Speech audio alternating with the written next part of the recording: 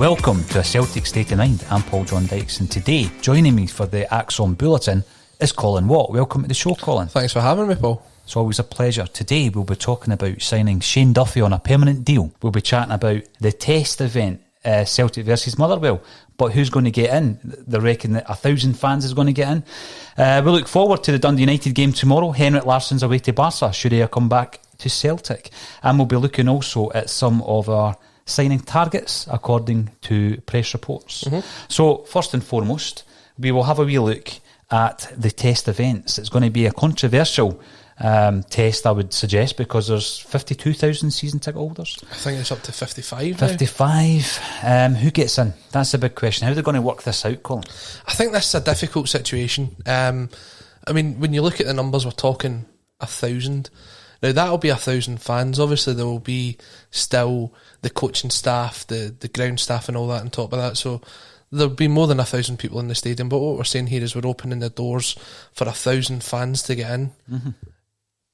It wouldn't be dismissive to say that those that pay thousands of pounds a season to sit in the hospitality sections shouldn't be first in line to get in. I'm not saying that they should, but those people would have the right to feel as though they've contributed that money, they should be ahead of the list.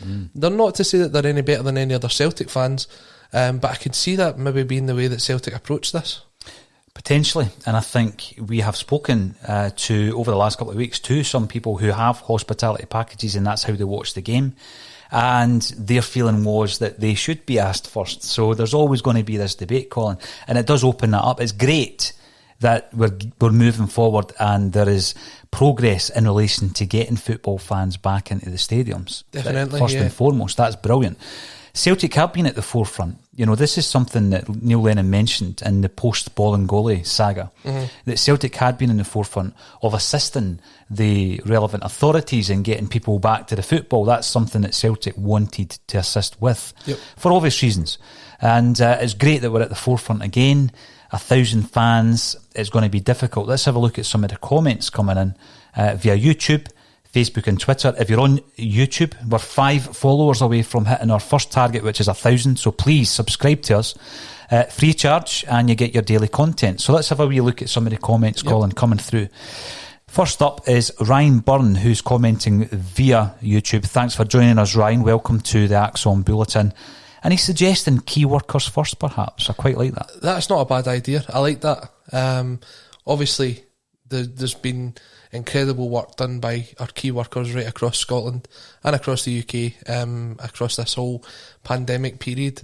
And to be fair, they've been treated incredibly well by a lot of organisations, offering them discounts and offering them things like that. I think that was what the idea was when we played in the tournament over in Lyon, was that the people that were allowed into the stadium were key workers or family of key workers. So again, that would be a good initiative. It might get a couple of people within the government back on side after the Bolingoli saga, so I wouldn't be against that. It's an interesting point you make, Colin. It's the right thing to do, first and foremost, but it might be a political thing as well, like you say, because obviously there's been a lot of bad press around the Bolingoli situation. Let's have a look at Glasgow Rebel. Welcome back to the show, Glasgow Rebel. It's always great to hear from you, and you're commenting via YouTube. Good afternoon, lads. Has to be season ticket holders. They paid their money up front. And then, as you said before, I think we're pushed up to about 55,000. Roughly, we're going for 10 in a row. Every season ticket holder will want to be one of the thousands. You know, that is why this is going to be a difficult situation for all involved. Definitely. I mean, if there was an opportunity for any fan to get in and it was first come, first served, there'd be people queuing outside Celtic Park now, getting their tents in as if it was trying to get tickets for Centre Court at Wimbledon. We used to do that every time a new Oasis single came out, Colin, back in the day. Yeah. Camping out for tickets, camping out for a single. That used to happen back in the 90s. You realise you've just admitted this to everyone on YouTube? Hey, there's people out there who'll be part of that. That's what we used to do. It's only, queuing up outside our price. Now, Gary Doonan, again, welcome back, Gary. You're commenting via Facebook. It's a difficult one. Wouldn't like to make that decision. I'm the same. I just think it's impossible. You can't please all the people. All fans count, from the corporate types right down to the concessions. Difficult decisions ahead. And the thing is as well, you're kind of left with a situation where you might have a family of 3 or 4 season ticket holders, and only one gets the chance to go. Now, it's easier when you're looking at the away games, when you go to Ibrox or you go to Pittodrie, where potentially you have only got 1,000 tickets. That goes on people's records. But when it comes to a home game and you've limited attendance, it is going to be very, very hard. And I guarantee that no matter what decision Celtic make, someone out there will find a way to say it was the wrong idea. Yeah. So I'm glad I'm not in their position. If I get the chance to be one of the 1,000, I will be there. And I'm sure there's many, many more like me out there. But at the same time, there's probably still some people sitting at home saying it's maybe still too early for them. Well, Colin, what we're going to try and do today, it is the Bulletin, and the Bulletin's strength is all about engaging with people who watch and listen to a Celtic State of Mind. We're going to try and get through as many comments as possible, because it is growing by the show, and it's always sad for me to switch off when there's loads of people commenting. So we're going to try and get through as many as possible, but there's a lot of topics to cover as well. Which will probably result in this being an extended bulletin, but that's fine because there's plenty to talk about. We're here all day. Now, you may notice that along the top of your screen we have a bulletin sponsor who also sponsored the match day during the week. That's JBM's. All their contact details are at the top and bottom of your page. If you have your own business, company, fanzine, pin badge company, anything that you want to promote to a Celtic State of Mind's audience, get in touch, because we have quite a few different opportunities available, and we are now going out to tens of thousands on a daily basis. So incredible figures. Get involved. Now, Kevin Graham, people may recognise Kevin's name and Kevin's poetry on a Celtic State of Mind, and the podcasting poet is saying that corporate and sponsors, money talks. How cynical are you, Kevin? I mean, he's right though. He is right. At the end of the day, Celtic are going to run as a business, and if they see it as a way to please the people that are paying the most amount of money, you wouldn't be surprised if the Celtic board make that decision. But as someone else pointed out earlier, every fan's as good as the rest. So it is a really difficult decision. We are going to upset how many thousands of Celtic fans. Oh, of course. How many members does Kano have now? Over 500? Over 500. I think I was reading about the Kano the other day. They've got something like 189 season tickets or something like that. Right. And they were given 189 codes for Celtic TV. How that works and how they distribute that, I don't know. But, I mean, again, that's a good example as well. Bringing in the Kano wouldn't be a bad idea. Getting the kids in, they say that the kids is where the virus is spread less, so maybe a safer option. They'll also be looking at this bubble that they keep going on about, there might be a bubble of a dozen people or 20 people, and they might have to look at that. I don't know how they're going to work it out.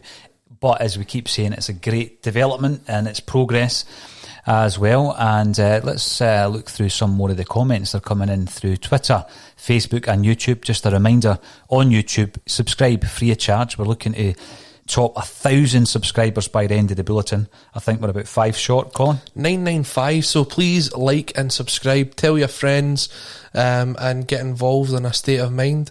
Also, if you're commenting on Twitter, if you're commenting under the post, we won't be able to see it, so please get involved through Periscope, through our Facebook group, or comment on our YouTube live chat. And Cairns Celtic has done just that via Periscope, and he suggests that they should be asked first because they have more money than some folk. Are we talking hospitality there, perhaps, the corporate? I think that's where he's going with that, and this is a discussion we've now had several times. It's money. It comes down to money. Celtic are a business. I do you know what? Whether you invest £30,000 a season in Celtic or you invest your £500 season ticket, you've put your money, no matter how much you've put in, you've put it into the club. So yeah, there'll not be a right or wrong way to do this. There'll be the way that Celtic decides to do it. I think everybody will take that on the chin, Colin. If you don't get to be one of the 1,000, you just got to accept it. And there will be a fair way of doing it. The fair way of doing it may well be that they look at, for example, a group of people who they can get in to the stadium, let's say corporate, right? But do they live in the same wee bubble, the kind of bubble of, a household, for example, or three household? Probably not. What you've got to remember as well is this is a test event. We're hoping to run a couple of these test events before September 14th, when the government will announce what percentage of stadium we're allowed to open to. So it could be that we're available to open up to 30% once the government announces it. But for these test events, all we need is for them to go well.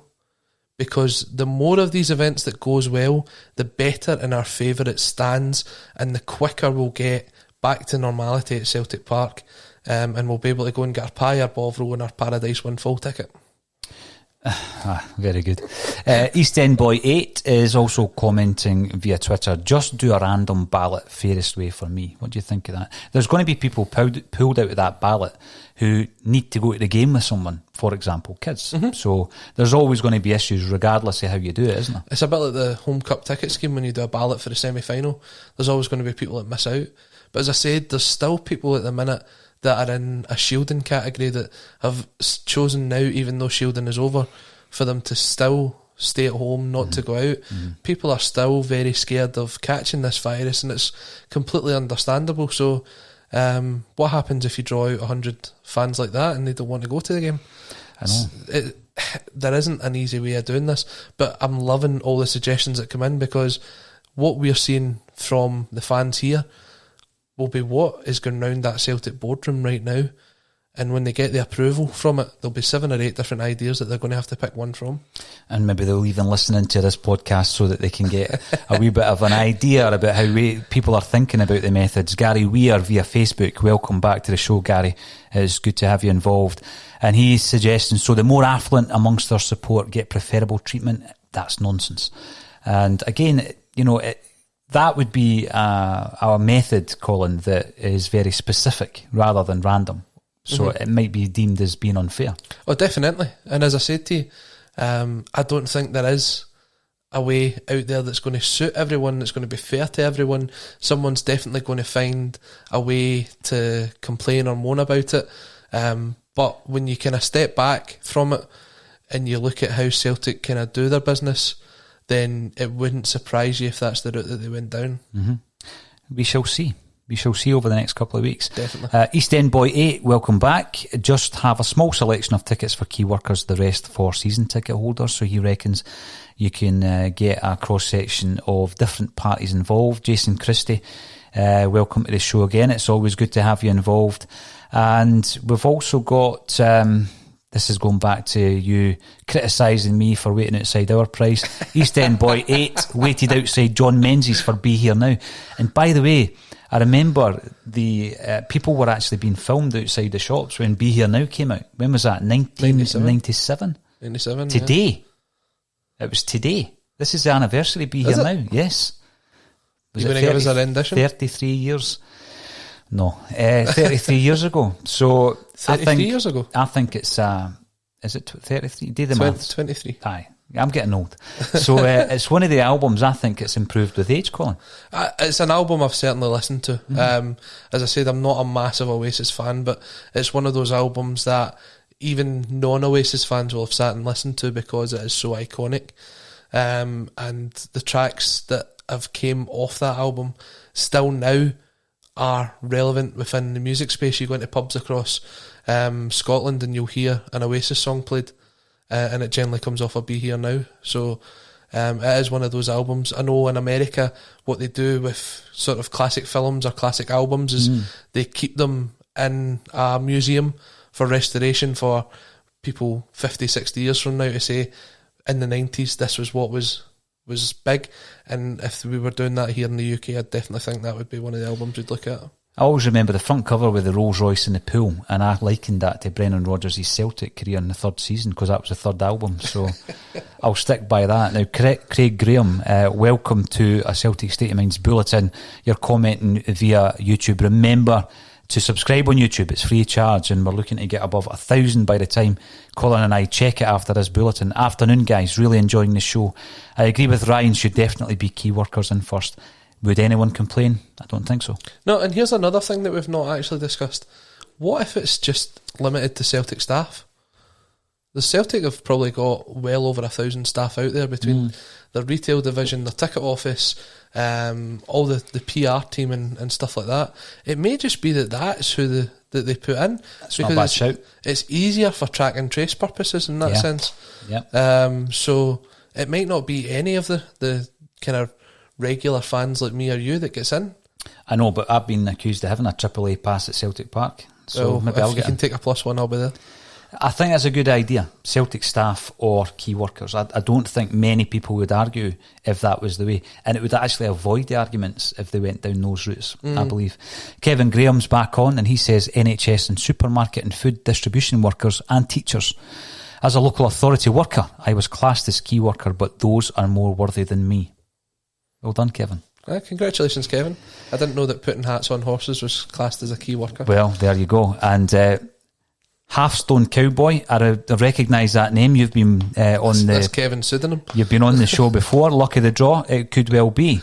Is there going to be a way of keeping everybody happy? Probably not. No. We'll come back to some of these comments later on, Kevin. We've got loads more to chat about. We've been talking over the last couple of weeks about Celtic's signing targets, and it would appear that we're a wee bit further down the line with Shane Duffy. What have you got to report on that? So it's been confirmed today. Neil Lennon has openly admitted that discussions are now ongoing with Brighton for the move for Shane Duffy. Now, if you follow Celtic's transfers closely, you'll know that Neil Lennon tends not to mention a Celtic target unless it's sort of down the line as such.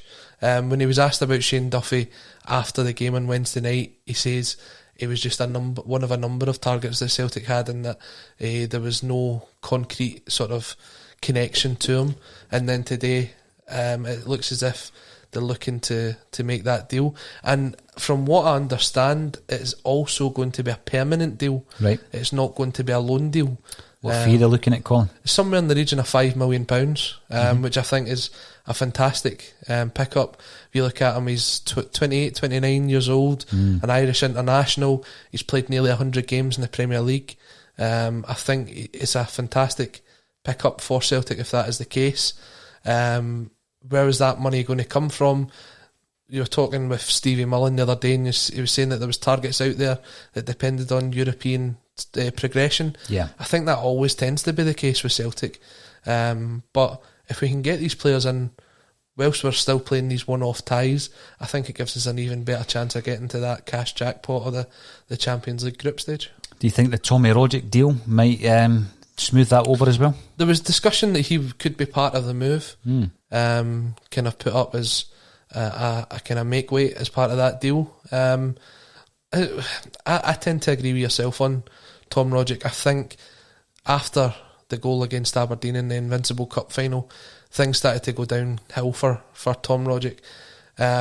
His injury worries, for me, I think he just doesn't start enough games, and I think himself, looking at his career, looking at the age he's at now, if he can go to a place where he's going to start more games, it's probably more attractive to him than being behind Christie and Cham, McGregor, players like that, and potentially even, and potentially even David Turnbull, who's another player that Celtic are really, really looking at bringing in this summer.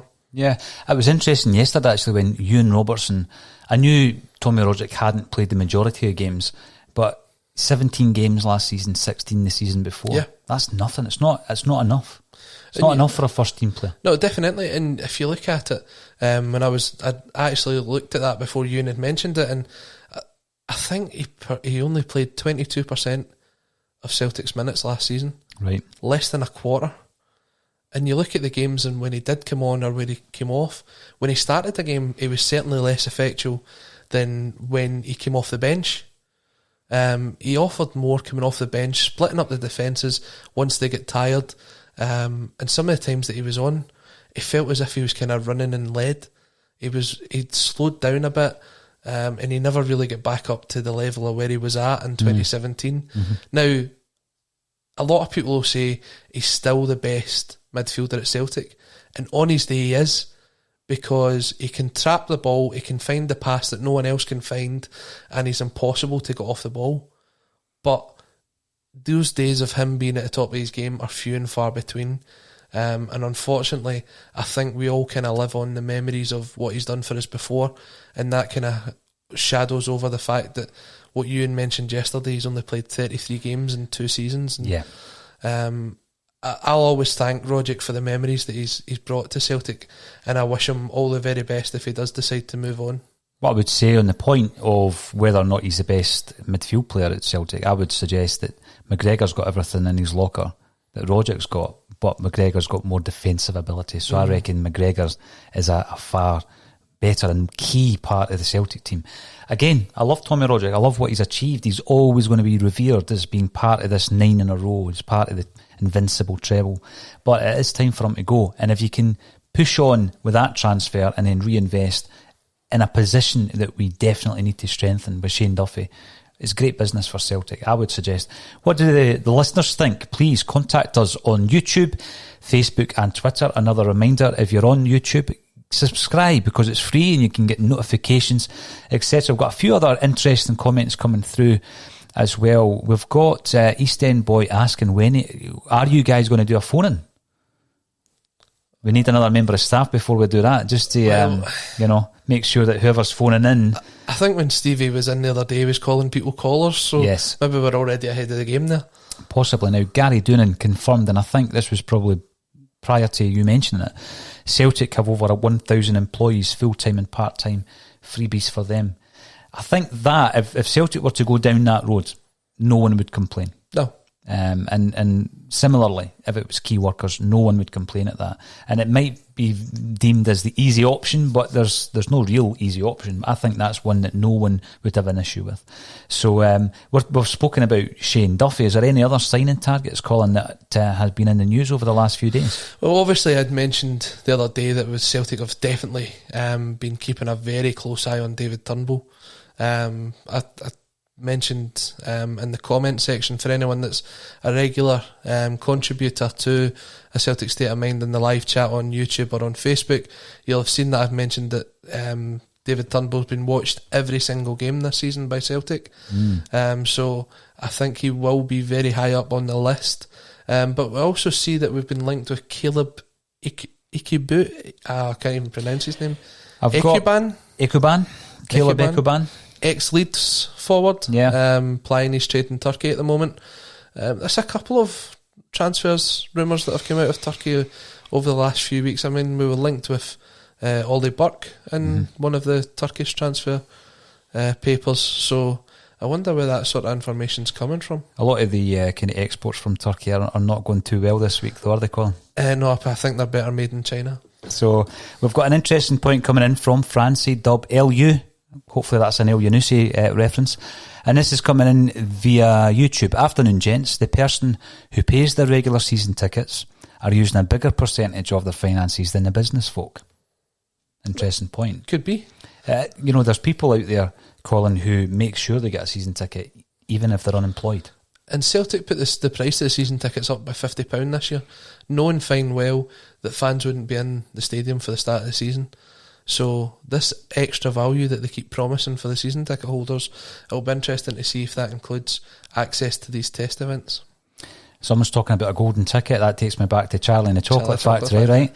GMH72 via Twitter. How close you live to Celtic Park should be taken into account to receive a golden ticket. Now, you've got to think about all the people that come over from Ireland, Colin. I travel to Celtic Park, but it's nothing like the commitment required if you're coming over on the early boats from Ireland. So definitely. I don't think they'll look at that as an option. I don't think that'll even come into consideration. People can travel Do you know what I mean? It's not as if travel's restricted, unless you're coming from Aberdeen at the moment. Then anywhere in Scotland, travel's not restricted. So I don't think that will come in under consideration. Kevin is missing us clearly because he's back on via YouTube saying that I wish I was in the studio so we could have a 2-hour discussion about Be Here Now, which is now a lost classic. Now, it could well be a lost classic. I think Liam Gallagher has often said it's his favourite Oasis album. It's fantastic for Liam and Noel. I'm delighted for them, and Kevin, you could probably be sitting in this seat and you and Paul could have the 2-hour discussion. It was the end of an era, Colin, because it was the last Oasis album where every song on it was written by Noel Gallagher. Now remind me, is this the one that went head to head with Blur? No, that was the album before. Oh, okay. Where there was 2 singles were released on the same day. See, I'm talking about this because I remember it intimately, whereas it was probably before your time. So we're talking that it came out 97, this day in 97. So I would have been 3 years old at the time. All right. I mean, so you didn't queue up for a roll with it. No. So, Cairn Celtic, welcome back, and you're commenting via Twitter. We know one thing for sure, Paul the Tim will be there. He might be there, he might not be in the stadium. Well, Paul the Tim's a key worker. So if it goes to key workers, then Paul the Tim is very, very welcome into Celtic Park. Brilliant. Mikey Posters has confirmed that we've hit 1,000 on YouTube. Brilliant. Fantastic, Mikey. Delighted with that. That's unbelievable. It's harder than it looks to get past that 1,000. We need to move on to the next target. 5,000, I would suggest. 5,000, 10,000, 100,000. We'll push it up. Kevin McCluskey, I don't know if you got a chance to listen to Kevin's brilliant insight into Ferencváros yesterday, but we got the exclusive from Kevin because he gave it to us before speaking to the BBC, so good on you, Kevin. If possible, give the tickets to the Kano Foundation and keep with the charitable roots of the club. They'd certainly bring more atmosphere than corporates. Yeah, I mean, when you look at the Kano kids when they come in, they love it. Mm-hmm. They love it. They're there with their yellow high-vis jackets on, their scarves, they're singing away. On some of the times when, definitely during the Ronnie Dyla days when you're kind of going to a game and it was a kind of quieter crowd, you could definitely hear them singing out loud. And the only thing I've got with the Kano Foundation would be how hard is that going to be to try and organise that with schools at the moment? Yeah. Obviously schools have only just went back and there's still quite a lot of regulations as for kids sitting together, kids sitting with adults, the distance and that, wearing masks. So that would be hard. I think the more I think on it now, going with the Celtic staff is probably going to be Celtic's easiest option. Could well be. And again, talking about the Kano, we did interview Erin Boyle. She came onto the podcast. Yeah. I think it was the beginning of the year. Brilliant podcast with Erin. And she was talking about how the kids buzz off the Green Brigade. They're constantly watching the Green Brigade. So that's great as well, isn't it? It's fantastic. There's a couple of kids that sit just in my row. People from the Greenock Celtics, grandchildren. And we have a supporters group behind us, the boys group. Yeah. And every time they start, you can see the kids wanting to join in. This is what it means to be Celtic. When you see the kids... That's another song reference. Exactly. When you see the kids with the hoops on, their name and a number on the back, it's a new generation of fans that we're bringing in. And if they want to go to the games because of the atmosphere that's created, then that is even better for us. Well, interesting enough, and just by chance, Red Scotland, welcome back, commenting via YouTube states that the Green Brigade should be the first in. They are the main source of atmosphere year in, year out. Time to repay them. Now, I'm now thinking of the Green Brigade in numbers. They would still create some kind of atmosphere, wouldn't they? Well, I think the Green Brigade, even at that, is still only official Green Brigade we're talking about here. We're not just talking about the North Curve, because the North Curve holds, I think it's 2,500. Right. But the actual Green Brigade themselves in numbers, I think you're only talking maybe 200-300. Is that right? So there's still another 600-700 tickets there potentially to go. The standing section, I think, potentially could be the last one to get back in. And it's not anything to do with any previous misdemeanours. I think... Do you think Celtic would be criticised? No, I think... In some areas of the press, if they chose to let the Green Brigade in? No, over key workers? I just think if you do the standing section, the standing section has all the connotations of doing the huddle, jumping up and down, being very More close interaction. proximity, whereas it could be that when you look at the Celtic substitutes at the moment, they've got a specific seat that they need to sit in the stand. Yeah. So it could be that one person sat and then 4 seats away is the next one to sit in, and I don't quite think you could do that within the standing section. Oh, that's a great point, Colin. Francie WLU, welcome back, commenting via YouTube, where we have more than 1,000 subscribers, all free of charge. Hope young Davy Turnbull finds his way to paradise. Terrific young player whose worth will grow over the years. Cheers, Tom. All the best wherever you end up. Everybody wishes Tom Rogic all the very best. But Gary Doonan comes back to suggest or ask, where would he fit in? And we did ask that just the other day, Colin. Where would Turnbull fit in this Celtic side? We're already talking about Ncham, pushing for a first team jersey. Yep. Where does Turnbull come into that equation? See, for me, Turnbull's more of an attacking option. And when you look at the goals that he scored in his debut season at Motherwell, they were all shots from either the edge of the area or outside the box. Quite a few penalties in there as well. He was that sort of playing off the striker role, where I think Celtic lack at the moment. And I tried to suggest playing Elianusi in there. And I think we've seen glimpses of it on Wednesday night against KR Reykjavik, where Elianusi moved inside and left that space on the wing for the likes of Taylor to put the ball over. I think with Turnbull, it's that kind of player that you're missing when you're going to a Kilmarnock away. When the pitch is narrow and you're looking for someone to hit some shots from the edge of the area, to find the pass that opens up the defence, I think Turnbull's that kind of player. Similarly, Ryan Christie's that kind of player as well. But I think David Turnbull at 21 has certainly got the ability to go above and beyond the ability of Ryan Christie right now. And I think That's a bold statement. I honestly do. I think Ryan Christie gets a lot of credit for his turnaround in his career at Celtic. But you've got to remember, maybe 2 years ago, we were ready to let him go. Yeah, I've mentioned that, when he was at Aberdeen, it was almost a foregone conclusion that he would sign for Aberdeen and he'd be on his way. And he himself turned it round. He took the opportunity against Hearts that day, and I'd say he's never looked back. There's been ups and downs for him, but I think in relation to his turnaround, a lot of that was down to the boy himself, the conditioning. He came back stronger, didn't he? Yeah. More physical. He drifts in and out of form as well. I think he gets a lot of credit because he's a player that never stops running. He's like the Duracell bunny. He keeps going.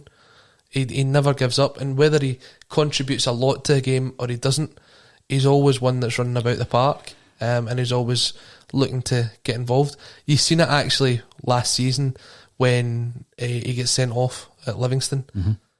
He couldn't get himself into the game, and when he did get himself into the game, he was too over enthusiastic and ended up following through and getting sent off. So having someone like Turnbull pushing Christie, it means we've also got another option to move Christie out wide as well. I think he's definitely got a place within the first team. Just a wee point on that particular challenge at Livingston. At the time, I was working with someone who was best friends with Christie's girlfriend, fiance, and it just shows you how impactful social media can be, because that put Ryan Christie on such a downer. The impact of what he did, the defeat, and then what happened on social media that night. Came off social media and fell into a deep, deep depression for a period of time. So it just shows you. There's been mentions of horses on the show today, and somebody wants to know what's going on with this penguin on your t-shirt. It's a penguin. It's a design. I picked it up a actually. John T. Little penguin there, Colin. I picked it up in Livingston Designer Outlet last weekend. A lot of mentions about Livingston, so let's talk about Livingston. Let's talk about Anthony Stokes going to Livingston. Stokes' name comes up all the time because I make parallels between him and Lee Griffiths. Yep. Not in terms of style or ability, but the way that Stokes' career has gone. It's fallen off the edge of a cliff ever since he left Hibs, right? And he left Hibs due to a falling out with Neil Lennon over in Portugal. He didn't obey to the curfew rules, and he left the club as a result of it. And I think he is a warning sign to Lee Griffiths, who turned 30 yesterday. Stokes is a warning sign to Lee Griffiths. He could have the next 2 years, he'd been a Celtic player scoring goals and playing games, or he could go down the route of Stokesy, who's now just been linked on the back of the Lyndon Dykes transfer to Livingston. Do you think that's a good move for all involved? I mean, for me, Stokes would probably be a better option than Lyndon Dykes. Do you know what I find very interesting though? Because of Stokes' history in his past, previously the last Scottish club that were linked to him was East Kilbride. Mm-hmm. So he's went from the Lowland League to being linked to a team in the Scottish Premier League. Yeah. And it just shows that people do have faith in his ability. Yes. But the fact that he basically had to go to Iraq and Iran, whichever league it was, to get himself a professional club, shows that there's a player in there, but who can really trust him? It does come down to that. I mean, Neil Lennon, I think, is a great man manager. I think he's proved that since he's come back to Celtic. And I think he's managed Lee Griffiths particularly well. There was that moment where he came out and very publicly had a go at him. But maybe there was method to the madness there. Maybe that was something that spurred on Lee to get fitter. It might have been the kick up the backside that Lee Griffiths needed. It might have been part of this man management that I'm talking about. It got to the point with Stokes where he just wanted him out of the club. He was too much of a bad influence and he got him out of Hibs. I'm talking about Hibs. Because obviously, you know, he had been given, I think he'd had 3 spells at Hibs, 1 loan spell, 2 permanent spells. And since then, his career has been on a downward spiral. Are Livingston the right club for him, Colin? I think it's an interesting one. Gary Holt is a young up-and-coming manager who I think has a specific style of football. You've seen it there if anyone watched the Livingston game at the weekend. It was still the idea of anti-football, putting the ball up to the big striker. And as much as he'll come out and say that the substitution was enforced by injury, I think he was already looking at taking off the striker that he brought on in the second half because he just wasn't as good as Jack Hamilton was in the first half. Jack Hamilton was actually causing Philip Hollander quite a bit of trouble. And when he brought on the boy Salim as the boy from Queen's Park from last season, as slow as he was getting about the park, because of his physicality, it caused Rangers quite a few problems. He won a couple of free kicks, but Livingston's best chance was a shot from their own half. Yeah, that nearly went over the goalkeeper. That was their only shot on target. So, but it's anti-football, and sometimes when you're operating on a budget like Gary Holt has, and by the way, that £2 million transfer is great business for Livingston and for Queen of the South as it happens. But sometimes it's your only option. So where does Stokes fit into that style of football then? Well, you're right. I mean, Gary Doonan again prolifically commented on today's show. Thank you for that, Gary. Describes Stokes as a great player, a technical ability, goal scorer, clever, and that he'll do well at Livy. I think he's a type of player that, because of the way he plays, even with this they can't hoof the ball up the front if Stokes is your front man. No, but when you look at Livingston when they were coming through the divisions, when they had guys like Graham Dorrans, Lee Griffiths was at the team. Remember the team? I don't know if you watched the podcast we did with Joe Hamill. Joe Hamill was a professional at Hearts. He went down to Livingston, and he had quite a lengthy spell with Livingston. He went down to Leicester with Craig Levine, and he comes back up the road and he spends a few years at Livy. And the team he was in was some of the names you've mentioned, as well as Snodgrass and Lee Griffiths. Yep. Some of the young guys coming through were the likes of McNulty, Skugel, Donaldson. So they've had a great crop of players over the piece. But at the moment, I think when you look at Livy, you think that they are the anti-football team of the Premier League. When you look at the kind of strikers that they've had up there over the last couple of seasons, Dykes, Dolly Menga, who they released today, players like that, it's always been lump the ball up, hope for the second ball, try and get that kind of bit of luck. Just nullify your opponents. Yeah, and when Celtic have travelled there, they've always struggled to break them down. And it's nothing to do with a narrow park or the plastic park. It's just the way that Livingston have sort of threw themselves at every single ball. When you look at Celtic's second goal, when we drew 2 each there, just before the outbreak happened, Celtic actually had to try and break down 7 or 8 players within that box. Yeah. And it even took a deflection for Roderick's shot to end up in the back of the net. So it's always traditionally a hard place to go to when Celtic or Rangers come to town. But when you look at the results against other teams in the league, you can see why they would struggle. I think they're now 14 or 15 games away from home without a win. So it just shows you that the style of football they've got just suits the surface that they play on. Again, the comments are coming in thick and fast. There's a Celtic Da comment coming in from Kez de Val. Get the Celtic Das in.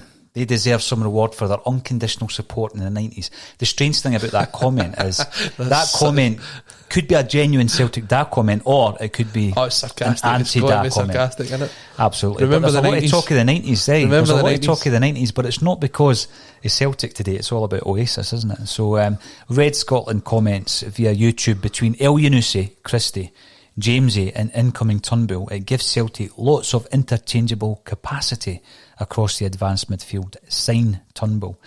Yep. And then you've got to add Mikey Johnson onto that as well. Yeah. We're hoping that he's only about 3 or 5 weeks away from returning to fitness.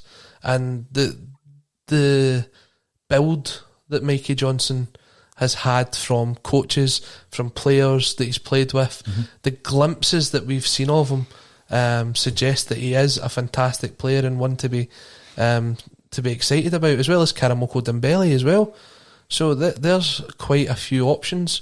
Is Dembele ready? When you look at the fact he wasn't obviously on the bench during the week, we've not used him a great deal. Still only 17. We're still looking at players that can play, in that area of the field. Colin, do you think he's ready, or is it a case of the fact that you want to keep him happy? Yeah. He's still hot property. You want to get him some game time, because if you're in that development squad, you're not playing. You're barely playing football. There's no games. We've spoken about that. So Dembele, is he ready to make an impact in this season? Well, I'd actually heard last week that he'd put a transfer request in. Did he? He's into the last year of his deal at Celtic, and he wants to be playing first team football. Now, I feel it would be the wrong move for him to move away.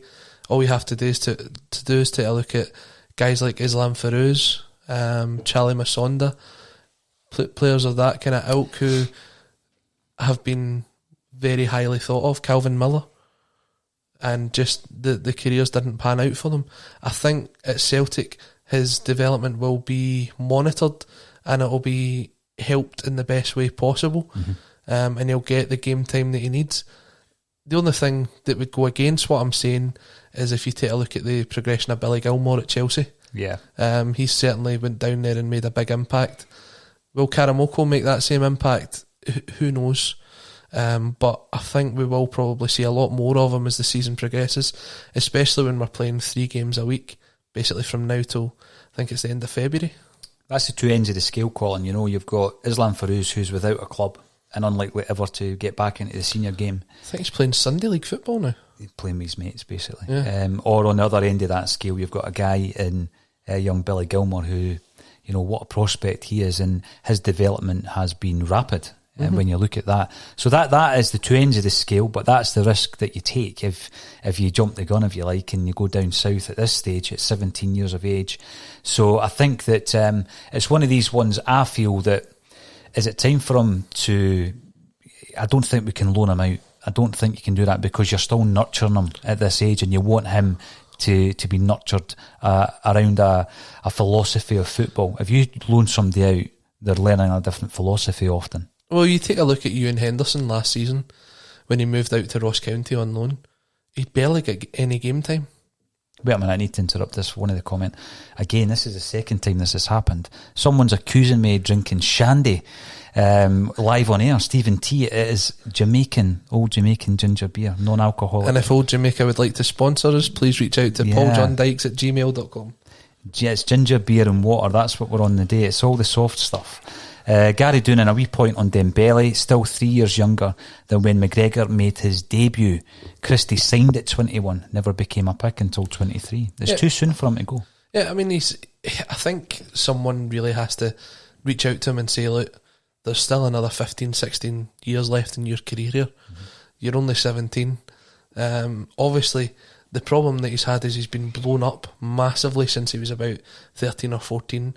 Sponsorship deals with Nike, been on all these kind of kids to watch list and things like that. Yep. All the YouTube compilations of him that's been put together.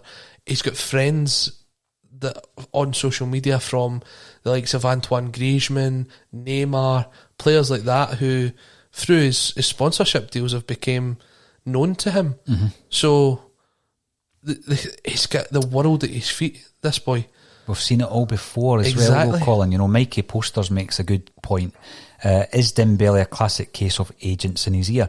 We had John Colin in here 3-4 weeks back, and obviously John was involved with Islam Feruz, and he did say to us that you know, the minute the other agent got involved, that's when Islam Feruz's head was turned. So you have got an agent in a player's ear as well. It's so easy. I mean, you had this long discussion yesterday about Kieran Tierney. Mm-hmm. Now, Kieran Tierney was offered the world at Arsenal, and it worked for him, but we could have been sitting here talking about a guy that was not making the bench for Arsenal. Do you know what I mean? You've got that. There's the chance it goes well and the chance it doesn't go well, and it's up to that player to make the decision on it. And Karamoko will make the decision that he thinks is best for him, whether we agree with it or not. There's nothing that we can do to influence it, apart from actually maybe giving him a bit more game time at Celtic.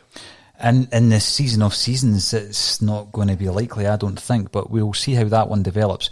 Now, in the news this week, just yesterday, Henrik Larsson has returned to Barcelona. Now, if you do listen to a Celtic State of Mind, I've been banging on about finding a job for Henrik Larsson. I was criticised because people asked, you know, surely it's down to the ability, the coaching ability, before the profile or the attachment to the club, which is fair comment. But I did think that, particularly around the Damien Duff departure, that we could have looked at maybe Larsson in relation to a striker coach. Yep.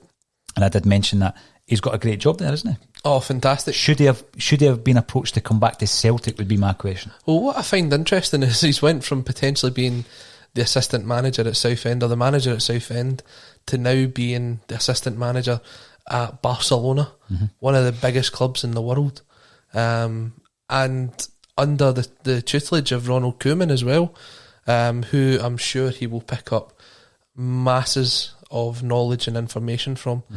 Whether it will be enough to keep his former teammate Lionel Messi at the club is something that will be an interesting thing. Obviously, the two of them played together when Larsson moved out to Barcelona on his. I think he was there for 2 years, 2 or 3 seasons. But he's well received in the city of Barcelona. Even when I've been now to Barcelona 2 or 3 times. When you look in Barcelona shops, there's still pictures of Henrik Larsson in there. It just shows you how good the man actually was, that even in the short period that he was there in Catalonia, he's still revered as one of the greats. It's an interesting management lineup as well, Koeman and Larsson, isn't it? It isn't. Do you know, it's a bold move from Henrik, because he has the managerial experience himself. He is a manager, and he's now went back to being an assistant. So some people would see that as a downturn in a career movement, but to move to be the assistant manager of Barcelona is incredible. I think you're right, but there was a place for him at Celtic Park, especially under Neil Lennon as a striking coach. When we look at guys like Patrick Klimala coming through, Albion Ajeti, Edward. Well, my big argument was that we're not producing them ourselves. That was always my big argument about strikers, and I know that Sean Maloney has been mentioned in dispatches, but you know, if you go right back to Charlie Nicholas in the early 80s, prolific goal-scoring striker produced by Celtic. Jerry Craney, don't laugh at the back, Jerry Craney, prolific goal-scorer produced by Celtic in the 1990s. He was sold maybe a wee bit too soon. Since then, who've had, and I know obviously Maloney was mentioned, and yeah, absolutely, but since then, I mean, it's the one in a generation we produce a striker. Yeah, you look at my era, and I'll class my era from sort of 99 onwards. You're looking at guys like Mark Burchell, Craig Beattie, I'm trying to think who else would have even come through, Tony Watt, but these were guys, most of them with the exception of, I think Mark came through, but Craig Beattie signed from Rangers, Tony Watt signed from Airdrie. A lot of the guys that kind of do make that step up come from other clubs, and it's not players that we've brought through since they were 10, 11, 12, the way that we have with Callum McGregor, with James Forrest, with Kieran Tierney. It's guys that we've brought in because we know it's a position that we lack in. No, you're right about Tony Watt, and although the transfer came from Airdrie, Tony had obviously had his development at the precursor to the Jimmy Johnson Academy at Clyde Soccer, so he had been one of the players there. And we've got a couple of games coming up. It's the weekend and also one next week. We spoke all about Ferencváros to Kevin McCluskey, who's got a great insight, being based over in Budapest, and he talks to us all the time on the WhatsApp group about Hungarian football and sends us links to watch live games. Can't say I've taken him up on that yet. So what's your feelings about next week? It's at Celtic Park. Yep. They're going to be, I think, a higher standard of team than the team who just beat 6-0, right? Yep. Reykjavik. Are you going in quite confident after that swashbuckling performance on Tuesday night? I think that with more games under the belt, then certainly we should be going in pretty fit. Despite the fact that we hadn't played a game in about 10 days, 11 days, we actually looked raring to go from kick-off on Wednesday night. Now, it's easy to say that the opposition in front of us wasn't of the best standard, but you can only beat what's in front of you. So, to put in a performance like that and probably not even get out of second gear was pretty impressive. I think we will have to make a step up on Wednesday night when we play Ferencváros. They are the Hungarian champions, and from what Kevin was telling us, the boy that scored the first goal, I'm not sure if he got both of the goals, is definitely the best player in that league. Yeah. So I'm sure Celtic will have sat and watched that and pinpointed the players that they have to keep an eye on, and also the way to goal. They looked at the defence, where they were shaky, and where they can exploit things like that. But for these players coming even to an empty Celtic Park, playing in an arena of that size and stature, that will take a while for them to settle in. So if Celtic can come out the traps flying the same way they did on Wednesday night, then I'd like to think that we could maybe end up with a kind of comfortable result. We'll be covering that game and all games throughout the season. If you want to sponsor one of our match days, you can contact us, and you will have your advertising boards above the screens, as JBMs have done today, and also all your details will be running along the bottom. You will also get the opportunity to come and join the panel should you wish to do that. So please get in touch if you want to sponsor any of the match days. Dundee United tomorrow. That's a different game entirely. It's at Tannadice. We've not been there for a few years, Colin. First visit since January 2016. I think I was actually at that game. I do remember it. Griffiths got a double. Joseph Siminovic scored, and then I'm pretty sure that's the one where Chris Commons scored the bicycle kick. Yes. So first time being there, and coming up now for 4 years, 4.5 years. It's a fantastic venue, Tannadice. I love going through there. It's one of the grounds where Celtic get quite a lot of tickets for it. I think they take up sort of 2.5 stands, and it's always a great game. Dundee United look to have started the season fairly well. I think they're still missing the firepower that Lawrence Shanklin gives them, but he's sort of got a wee bit of a niggling injury, so it'll be interesting to see whether they start him. He's not made the last 2 games, so it'd be just throwing him in from the cold for this. Coming in from the cold. Yes. So, but the point that's been made by pundits across Scotland is that where Dundee United struggle is their centre-backs. Right. So if we can get at their centre-backs early, then hopefully we can get a couple of goals, get that away victory on the record for Celtic, and start this run that we really need to go on over the next few months and really not drop any more points. Well, I'll speak to you before the Ferencváros game, so give me a prediction for Dundee United tomorrow. I'll go with Celtic to win 3-1. Goal scored by? First goal scorer, I'll go for Odsonne Edouard. Perfect. Is there anything else you want to cover, Colin? Any shout-outs that you want to make before we close up for today? Probably 2 things. We're not going to go into a political podcast, but I don't know if you've seen that Joe Biden has made his special code name Celtic.